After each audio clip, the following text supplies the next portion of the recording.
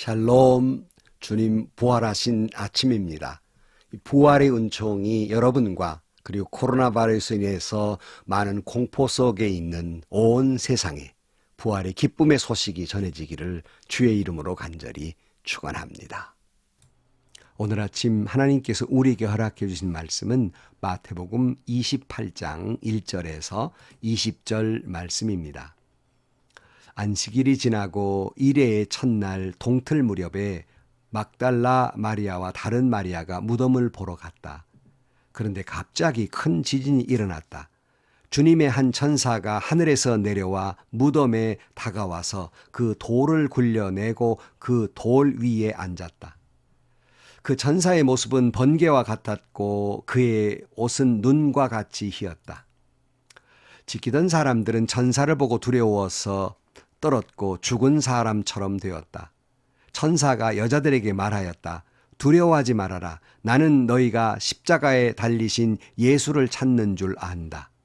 그는 여기에 계시지 않다. 그가 말씀하신 대로 그는 살아나셨다. 와서 그가 누워 계시던 것을 보아라. 그리고 빨리 가서 제자들에게 전하기를 그는 죽은 사람들 가운데에서 살아나셔서 그들보다 먼저 갈릴리로 가시니 그들은 거기서 그를 뵙게 될 것이라고 하여라. 이것이 내가 너에게 하는 말이다. 여자들은 무서움과 큰 기쁨이 엇갈려서 급히 무덤을 떠나 이 소식을 그의 제자들에게 전하라고 달려갔다. 그런데 갑자기 예수께서 여자들과 마주쳐서 평안하냐 하고 말씀하셨다. 여자들은 다가가서 그의 발을 붙잡고 그에게 절하였다. 그때 예수께서 그 여자들에게 말씀하셨다. 무서워하지 말아라. 가서 나의 형제들에게 갈릴리로 가라고 전하여라. 그러면 거기에서 그들이 나를 만날 것이다. 여자들이 가는데 경비병 가운데 몇 사람이 성 안으로 들어가서 일어난 일을 모두 대제사장들에게 보고하였다. 대제사장들은 장로들과 함께 모여 의논한 끝에 병사들에게 은돈을 많이 집어주고 말하였다. 예수의 제자들이 밤중에 와서 우리가 잠든 사이에 시체를 훔쳐갔다 하고 말하여라. 이 소문이 총독의 귀에 들어가게 되더라도 우리가 잘 말하여서 너희에게 아무 해가 미치지 않게 해주겠다. 그들은 돈을 받고서 시키는 대로 하였다. 그리고 이 말이 오늘날까지 유대인들 사이에 널리 퍼져 있다. 11 제자가 갈릴리로 가서 예수께서 일러주신 산에 이르렀다. 그들은 예수를 뵙고 절하였다. 그러나 의심하는 사람들도 있었다. 예수께서 다가와서 그들에게 말씀하셨다. 나는 하늘과 땅의 모든 권세를 받았다. 그러므로 너희는 가서 모든 민족을 제자로 삼아서 아버지와 아들과 성령의 이름으로 세례를 주고 내가 너에게 명령한 모든 것을 그들에게 가르쳐 지키게 하여라. 보아라, 내가 세상 끝날까지 항상 너희와 함께 있을 것이다. 아멘.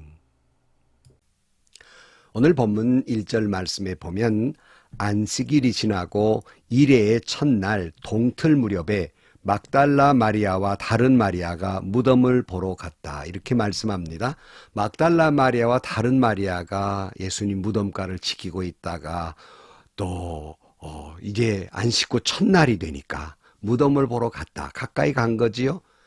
물론 예수님의 부활을 확인하러 간 게 아닐 겁니다. 아마 시신을 돌보려고 갔을 가능성이 높습니다.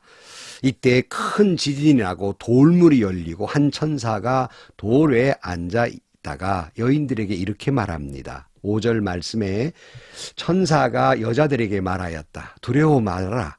나는 너희가 십자가에 달리신 예수를 찾는 줄 안다. 그는 여기 계시지 않다. 그가 말씀하신 대로 그는 살아나셨다. 와서 그가 누워 계셨던 것을 보아라. 말씀합니다. 그러니까 극도로 공포감 속에 사로잡혔던 막달라 마리아와 다른 마리아에게 부활의 소식을 전하게 됩니다. 여러분, 예수님 부활하셨습니다. 할렐루야. 여러분, 안식 후 첫날이란 말씀이 오늘 본문 나오고 있는데요. 이 안식 후 첫날이란 말은 오늘 요일로 말하면 주일입니다. 유대인들은 안식일 날 하나님께 예배를 드리지만 우리 개신교 예수를 믿는 사람들은 안식 후 첫날, 그러니까 부활하신 날 예배를 드립니다. 그런 의미에서 우리는 사실은 부활절만 부활절이 아니라 우리는 매주일이 주님의 부활을 축하하는, 기뻐하는 날이기도 합니다. 매주일 그렇게 기쁨이 넘치시기를 주의 이름으로 축복합니다. 7절 말씀에 보면 그리고 빨리 가서 제자들에게 전하기를 그는 죽은 사람들 가운데 살아나셔서 그들보다 먼저 갈릴리로 가시니 그들은 거기서 그를 뵙게 될 것이라고 하여라. 이것이 내가 너희에게 하는 말이다. 천사가 부활의 소식을 제자들에게 빨리 전하라는 말이었습니다. 그러니까 이 사명이 막달라 마리아와 다른 마리아에게 준 사명만이 아니라 이 부활을 전하는 것은 이 소식을 전해들은 제자들에게도 이와 같은 사명이 있고요. 오늘 이 부활의 아침을 맞는 우리에게도 주시는 말씀입니다. 그렇게 초대교회에서 사도들에게 있어서 설교의 주제는 항상 똑같았어요. 그는 주님의 부활이었습니다. 그러면 오늘 여러분들이 전도하신다면 무슨 말을 하십니까? 예수 믿고 부자 되려고요? 예수 믿고 병 고침 받으라고요? 예수 믿고 소원 이루라고요? 우리 교회 목사님 설교 잘한다고요? 우리 교회 프로그램 좋다고요? 우리 교회 좋은 교회라고요? 큰 교회라고요? 이런 것을 자랑하십니까? 우리가 전하려고 하는 소식은 예수님이 우리 죄를 위해 십자가에 달려 죽으시고 3일 만에 부활하셔서 그를 믿는 자는 구원을 얻고 부활할 것이라는 소식을 전하는 것입니다. 부활의 첫 메시지는 부활의 소식을 전하라입니다. 그 두 번째 부활의 메시지는 평안하라입니다. 오늘 9절 말씀에 보면 그런데 갑자기 예수께서 여자들과 마주쳐서 평안하냐 하고 말씀하셨다. 여자들은 다가가서 그의 발을 붙잡고 그에게 절을 하였다. 이렇게 말씀하고 있죠. 갑자기 예수님과 맞닥뜨렸어요. 주님 말씀하십니다. 평안하냐. 인사를 하셨는데요. 이때 인사말 카이레테는 사실은 특별한 말이 아니었어요. 그냥 유대인들이 사람 만나면 일상적으로 하는 말, 인사였습니다. 그러나 그런 인사라도 어느 때, 어느 환경에 따라 쓰이냐에 따라서 또 그 평범한 인사라도 그 감동과 의미가 다른 겁니다. 지금 이 여인들이 평안할 수가 있습니까? 두려움과 공포감, 그러나 부활했다는 기쁨, 정말 마음에 요동을 치고 있는 때에 주님의 말씀이었어요. 물론 이 여인들은 부활의 주님을 알아보고 그 발을 붙잡고 절했다 이렇게 말씀하고 있는데요. 이때 주님이 말씀하십니다. 10절 말씀에 그때 예수께서 그 여자들에게 말씀하셨다. 무서워하지 말아라. 가서 나의 형제들에게 갈릴리로 가라고 전하여라. 그러면 거기에서 그들이 나를 만날 것이다 말씀합니다. 이번에는 또 무서워하지 말아라. 그러니까 인사말과 이걸 종합해 보면 평안하라. 일상적인 인사말 속에서 평안하라 하는 당부의 말씀으로 들립니다. 사랑하는 성도 여러분, 진정 부활의 주님을 만나면 그런 사람이라면 어떤 상황 속에서라도 어떤 형편 속에서라도 아니 인간의 최대의 공포인 죽음이 앞에 있다 할지라도 무서워하지 아니하고 평안합니다. 죽음이 내 앞에 있다 할지라도 주님이 부활하신 것처럼 나도 부활할 것이고 나도 천국 갈 것이라는 믿음이 있기 때문에 평안할 수 있는 겁니다. 그렇다고 죽음이 무섭지 않다는 말은 아니에요. 공포의 순간들이 있죠. 그러나 이 공포로 덜덜덜 떨며 사는 것이 아니라 그 순간을 극복하고 인의 평정심을 유지하고 주님 부활하셨다는 소식 속에서 그 공포를 물리치고 평안할 수가 있다 하는 말씀입니다.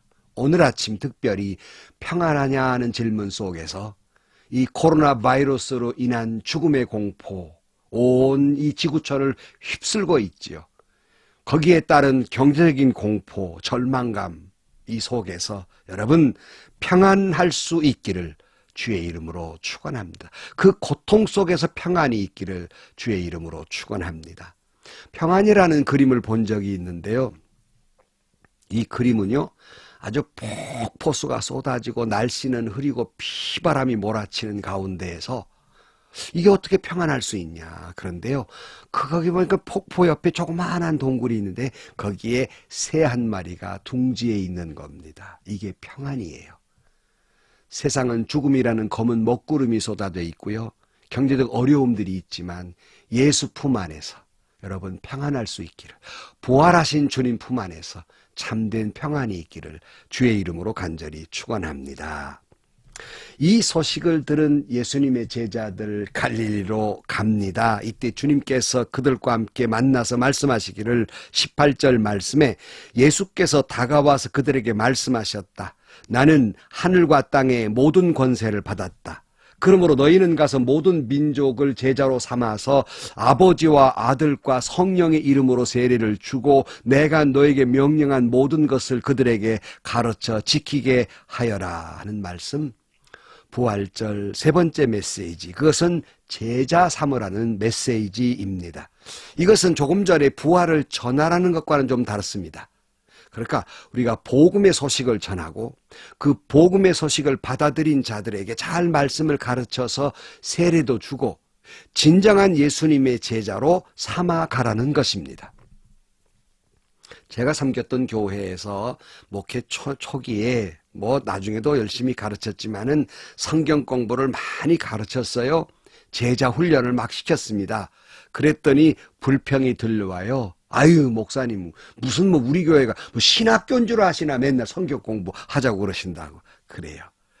이분이 다른 걸 잘 모르는 거예요. 교회는요, 예배만 드리는 곳이 아닙니다.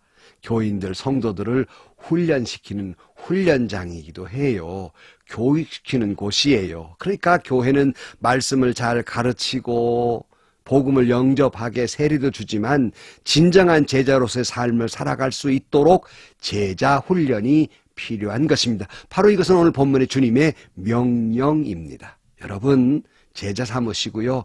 교회 제자 훈련들이 있어 열심히 하시고요. 주님의 진정한 제자로 거듭나기를 주의 이름으로 축원합니다. 그 다음 부활의 네 번째 메시지는 20절 맨 오늘 본문 마태복음 마지막 말씀. 그것은 보아라 내가 세상 끝날까지 항상 너희와 함께 있을 것이다. 아멘입니다. 이 말씀이 마리아가 수태고지를 받을 때에 이런 말씀이 있어요. 마리아에게 이런 말씀을 하죠. 23절 말씀에 보아라 동정녀가 잉태하여 아들을 낳을 것이니 그의 이름을 임마누엘이라고 할 것이다 하신 말씀을 이루려 하신 것이라. 임마누엘을 번역하면 하나님이 우리와 함께 계시다는 뜻이다. 그러니까 하나님의 아들이 이 땅에 오신 것 임마누엘, 우리와 함께 계시기 위함이며 십자가에 달려 죽으시고 부활하신 주님이 또 마지막 오늘 우리에게 약속하신 말씀, 우리와 함께 계시겠다는 말씀입니다.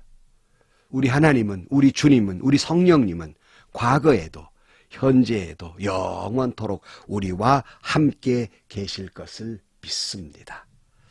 부활의 아침, 우리 모두는 주님의 부활을 진정으로 믿고 받아들이는 이 아침이 되셔서 여러분의 믿음도 그 순결한 신앙으로 부활하기를 주의 이름으로 축원합니다. 주님의 부활을 믿기에 이 공포스러운 코로나 바이러스의 공포 속에서, 경제적인 공포 속에서 힘들고 어렵지만 그 속에서 평안을 누리기를 주의 이름으로 축원합니다.